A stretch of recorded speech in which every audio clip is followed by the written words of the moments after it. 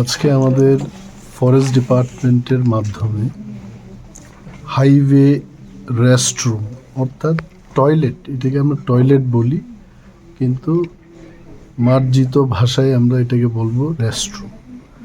Highway দিয়ে অনেক পথচারীরা ওনারা আসা যাওয়া করেন, কিন্তু দেখা যায় যে তাদের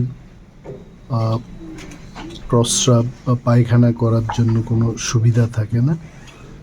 তো দপ্তরের থেকে আমরা শুরু করলাম যে পথচারীরা যেন এই ধরনের সুবিধা পায়। ক্লিন হাইওয়ে টয়লেট বা রেস্টরুম আজকে থেকে আমরা শুভ সূচনা করছি, যাতে করে রাজ্যের মানুষ যারাই হাইওয়ে দিয়ে আসা যাওয়া করছেন তারা সেই সুবিধাটুকু পায়। 10 টাকা দিয়ে এটা ব্যবহার করতে হবে।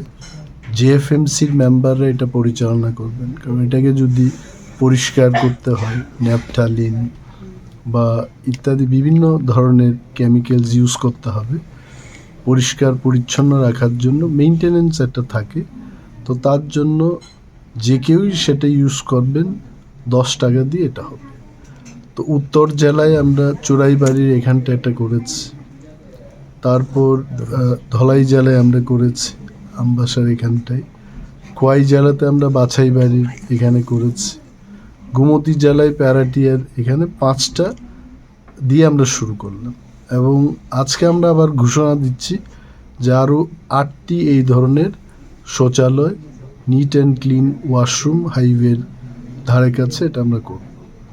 তো এইটা দিয়ে দেখা যাক মানুষ, রাজ্যের মানুষ এবং বন দপ্তরের একটা যোগাযোগ বা আরও মানুষকে আমাদের সঙ্গে জড়িয়ে রাখা, গাছ লাগানো এবং গাছ বাঁচানো, এই দায়িত্ব যেন মানুষ নিয়ে থাকেন বা নেবেন, এটার বার্তা দিতেই কিন্তু জনসংযোগের ব্যবস্থার জন্য এই